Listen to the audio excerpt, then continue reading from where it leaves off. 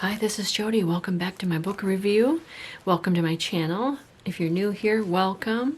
If you're a continued watcher, thank you so much for sharing with me in my videos. And so here is another book review.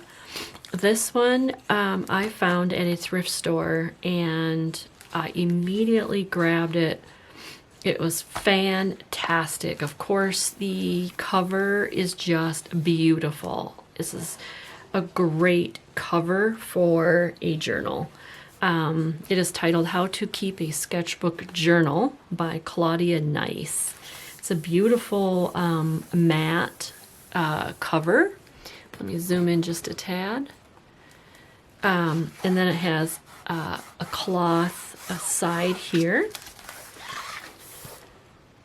How to Keep a Sketchbook Journal, Claudia Nice. Here is the back.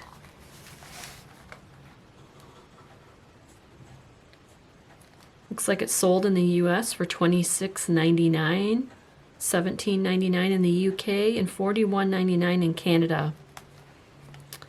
All right. Let's get right to it. Now, this is a larger book as well. So let's take a measurement. It is 8 3/4 by 11. By 11 1/4. And let's take a look at the inside. So I want you to try to see as much of the book as possible. Although I want you to be able to see the inside, or the details. So let me push this over here. Okay, so the first page is like, oh my gosh, How to Keep a Sketchbook Journal by Claudia Nice. It is by Northlight Books, Cincinnati, Ohio. www.nlbooks.com. This is July 1985. Okay. So I want you to see the inside. Okay, this is, that 1985 I think was the copyright. This is a hardcover edition, it says. Features a self jacket that eliminates the need for a separate dust jacket. Okay, so a little bit about the author it talks about. She's native of the Pacific Northwest and a self-taught artist who developed her realistic art style by sketching from nature. My kind of person. Okay, so if you can see this, let me zoom down again. I want to get you as close as possible so that you can see her handwriting. Oops. Look at that. This is her handwriting throughout the book. It's almost kind of like Edith Holden's style, where the person's handwriting just makes the book just so attractive. Okay, so I'm going to zoom back out so we can start flipping through and see the pages. Okay. And we have a beautiful, I have a beautiful cabin sketch artwork that she did.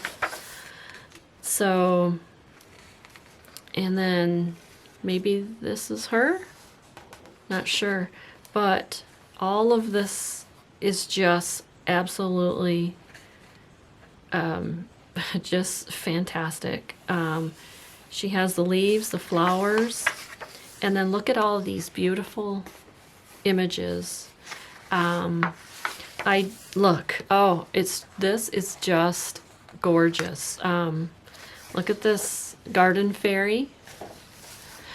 See, that's the only thing about these big books. They're so wide that I'm trying to get every picture in for you. Look at these. This book is just fantastic. She talks about the tools she uses, and like I said, everything is handwritten. Look at that. Just gorgeous.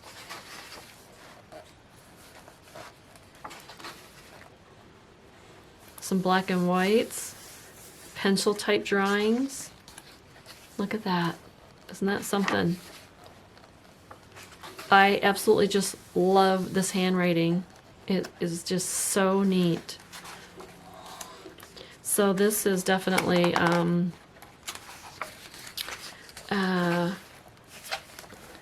And this is in signatures. Nice. These pages can come out by cutting the string in the spine. So, oh gosh, yeah. So here we go. Here are the strings. These are pretty visible in this book. And I just want to tell you how I cut them out. Just a second here. I have this razor blade that, here we go, that has a curved neck to it. And I can't remember what they call this type of a blade. But this is how I cut out. Don't take a pair of scissors and try to get underneath the string, because it is, the string is usually way too tight and you'll damage the paper. So really all you have to do, and I'm not going to do it because I don't want to do it to this book at this moment, but all you do is you take your tip and you just slide it under and pull, and it just cuts the strings. It is the easiest. I actually ordered some more of these blades because I was having a hard time trying to find them locally. So I ordered some online. When I get them, I will share with you what's the, the name of them.